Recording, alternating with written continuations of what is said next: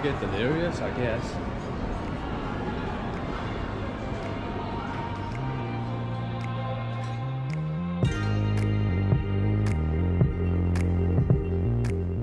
Konnichiwa campers, no, your eyes do not deceive you. Your favourite booze tuber is finally big in Japan, but not to worry, that's just a little port await. Yes, welcome to Tokyo guys, and welcome to Delirium Café, where they're serving Belgium for breakfast. And if you're wondering who that fox is, that's my makeup lady. Without her, I'd look like me. This place was amazing. Virtually a shrine to all your favourite Brussels stouts, and not only did they offer the Delirium range, but a whole host of other tasty treats. It was a bit difficult to settle on just one.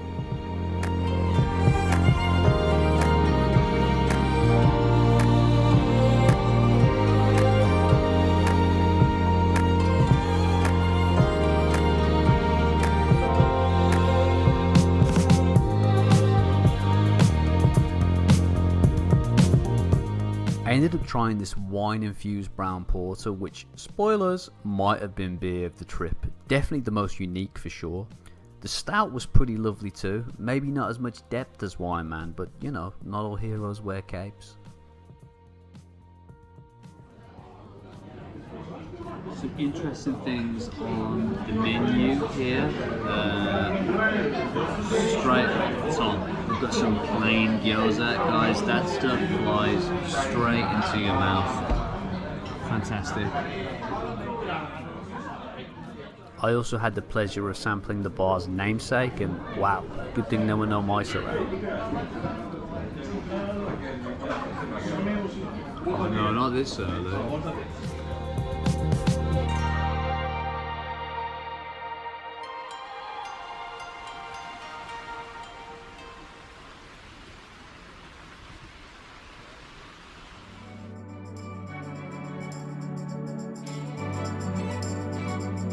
Next, we headed to Shibuya Crossing, a superb spot for sightseeing or suicide. We sank a frosty one overlooking the famous pedestrian scramble, and up here, everybody looked like ants. So much so, I struggled to keep things in perspective. I think the weather and the view here lifted a very decent beer up a whole nother notch. Plus, it was a great place to tan your bald spot.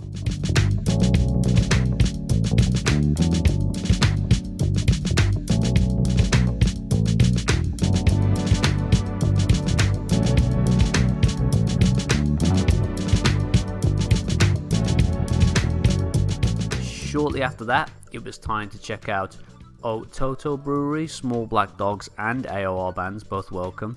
A really cool local craft brewery offering a variety of beers, each with its own mascot. They were serving up both an extremely warm welcome and some very delicious food too, so you better believe we came back for seconds.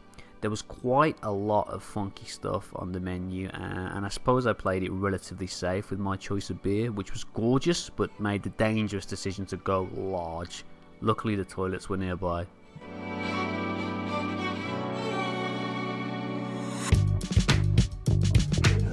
You're supposed to say action?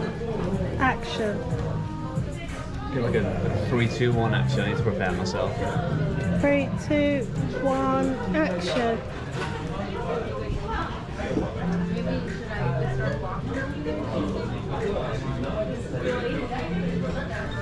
Really good.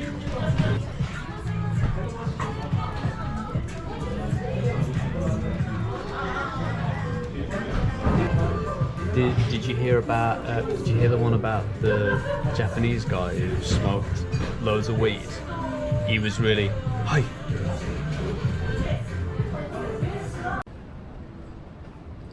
Now, if you squint your eyes, you might be able to guess the name of this next place before we even get inside. Look closely, and you can just make out like a mirage in the desert the comforting sight of Hobo? Wait, what? Man, these Japanese homeless shelters sure are classy. No, of course. How could I forget? This was one of 2 Hobgoblin pubs in the capital, and definitely offered up a little taste of tradition for any homesick travellers like myself. This was one we had planned to head to before even booking the flights to Japan, and we were not disappointed.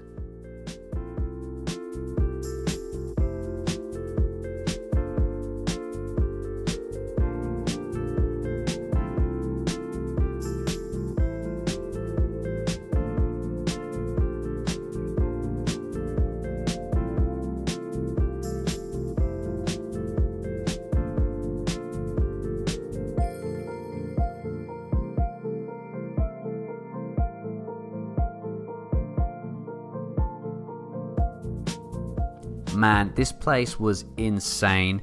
The OG Goblin and IPA on tap, the rest of the range in bottle form, and a selection of both British and Japanese beers. It was filled with wall-to-wall beer posters, Witchwood advertisements from throughout the years, and the odd football shirt or two. It also boasted such eye candy as vintage beer mats, price lists lifted straight from your local, and unfortunately only empty beer cans. It really did seem like a celebration of English pubs, beer culture, and an ode to the big-nosed, warty-faced creature itself, but less about the mother-in-law. It gets my vote for coziest bar of the trip, hands down.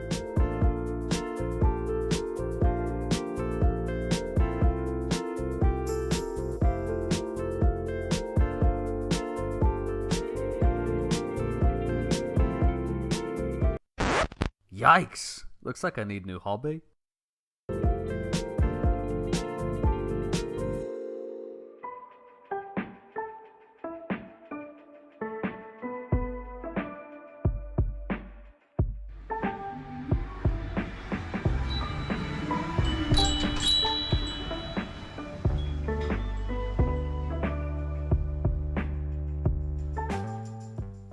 Guys, proceed with caution in this next place, as here in Carbon they request you leave your footprints at the door.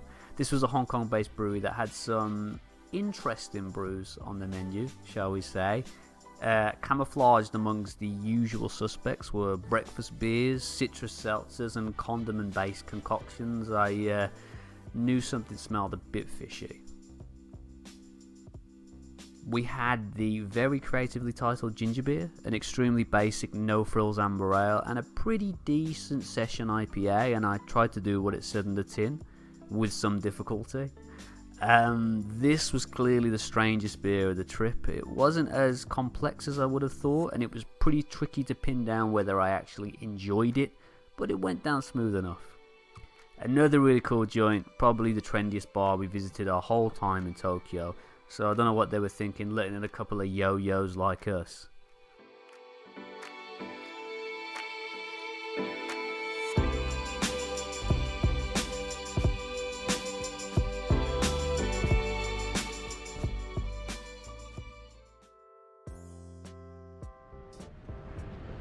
Well, we're back in Roppongi, and I gotta tell you something, guys. This place stinks. Last but certainly not least was Anton B, and we spent an incredible last night here. This IPA was gorgeous, definitely of the New England variety, and this stout was certainly a little off the beaten path. We were served, as you can see here, by local legend Taco, and after the beers we all grouped together and decided the best plan going forward would be to have some ice cold refreshing shots of H2O, as everyone was feeling a little sleepy at this point of the evening. A great plan, if you ask me. Yes, some plain old Minato mineral water just to wet the whistle. A very sensible move, in all honesty. To sum up, what a bar, what a trip, breathtaking brews, wonderful people. We're definitely going to catch that rising sun again very soon. I really got to remember to bring shades next time though. Welcome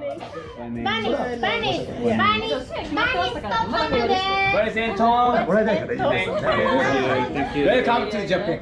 Thank you! Cheers! Kanpai!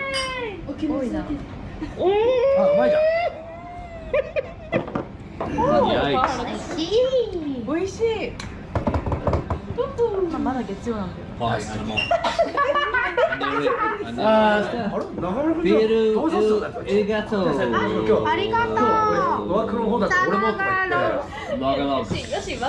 Bill with command stew. Where is stew? He's not here at the moment. He's in Scotland. あれにしてあれでおかげで Scotland? Yeah, we call Scotland Scotland in Japanese. Okay. Where are you going to put it? It's okay to put here? Where do you want? Anywhere you want. Anyway, okay. Oh, thank you. You give me a boost. Okay. Oh yeah! Oh, wait. 3, 2, 1.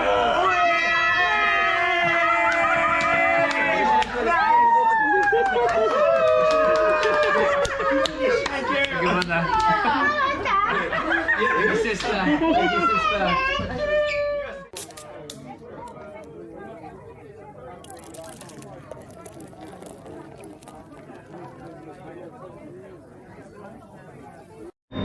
Oh, I'm recording. Hi, Stu.